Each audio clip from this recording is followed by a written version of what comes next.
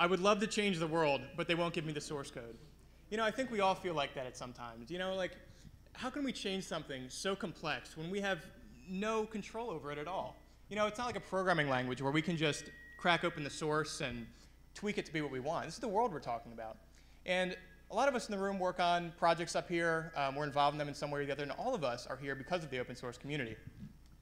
And we know the merits of open source, right? You're here because you want to change the world. I know you are.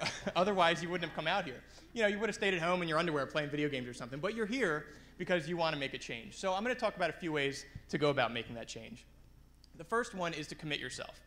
And I'm not talking about into a mental institution for most of you, but rather, you know, commit yourself to those ideas you have that you're truly passionate about. Put everything you have into them and run with them. Stop worrying that you're not good enough or you're going to fail or people are going to laugh at you. Just do it. You know, technology is so accessible right now, and you personally can change the world. You know, imagine if people like Einstein, Tesla, Faraday, Newton had access to this widespread communication technology, and they could share their ideas around the world with people at near light speed. Imagine what else they could have done. So, you know, this opportunity is truly unique. Don't let it go to waste. The other thing you can do is go fork yourself. So few people can accomplish everything they set out to do in life. But don't let that discourage you from making as many dents in the universe as you can. Take all those ideas in your head, put them out there. Let someone else fork those into reality. Nothing wrong with that. Plant the seeds and let other people water them. You know, even if you had 1,000 years, you wouldn't be able to put all your ideas into reality, right? You just wouldn't have time. But that's okay. Put them out there and let other people grow them and see what happens. So there's a lot of variations you can take on these two basic ideas, but I think at the core, when it comes to changing the world, committing yourself and forking yourself are really at the core. And it's also great they translate nicely into talk at a programming conference. So get to know your neighbors. Open source yourself with them. Get to know, get to know what they do. Like if your neighbor's lawnmower breaks or something, and you know how to fix it, well, it's just a nice thing to do to help him. But what if he's like an expert gardener or something, and you want to learn to grow your own food? Get to know your neighbors, see where that takes you. And, you know, remember when you were a kid and your dreams weren't just dreams? Like when you grew up, you were going to, I don't know, dig for dinosaur bones and live on the moon or something. You know, does your life now resemble anything like what you imagined as a kid? And if not, why? So there's a lot of reasons why, right? But I think society tends to stuff parts of us into boxes, tells us what we're good at, what we're not. So, you know, media, family, government, religion, telling us this is, you know, how we should be, and we stuff away kind of who we are in some ways.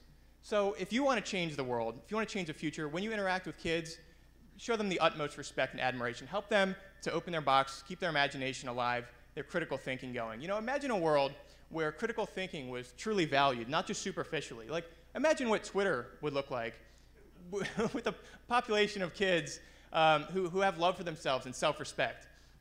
What would the dick bar look like, right? Like, so when you talk to kids, leave your preconceived notions about the world behind. Let them figure out the truth, and they will change the world. Stephen Levy wrote a book called Hackers, Heroes of the Revolution, Heroes of the Computer Revolution, and he said that hackers believe that bureaucracies, whether corporate, government, or university, are flawed systems, and I think he's right. You know, think about the people who make positive changes in the world. As Apple's brilliant marketing campaign said, you know, the crazy ones, the rebels, the troublemakers, the misfits. Those who see things differently, they're not fond of rules and they have no respect for the status quo. We power the world. And I'm not just talking about the Rails community, although I know egos can fly high, but as individuals, you each power the world. And as groups, we have an even larger impact. But sometimes it feels like we have no say in the world. We can't control anything. And let's be honest, for the most part, you can't. You know, most of the decisions that affect large populations of people in the world are made by small groups of people that are fucking insane. But you don't need, that vehicle of change. Stop believing in that. Stop, you know, thinking about that illusion of authority, that smokescreen. You don't need anyone or anything in that flawed system to change the world in a positive direction. So, you want to make a positive, lasting change? There's two things you need to do. Pursue all your goals with two principles in mind at all times. One, love for all individuals. Two, respect for voluntary interaction. That's it. Those two things. Go through your life, you know, you got it. And you had all this in your head before I even started talking. So thanks a lot. Let's spend the rest of the week here at RailsConf learning, building our tool set, getting to know each other, open sourcing ourselves, and then let's get out there and dent the hell out of the universe. Thank you.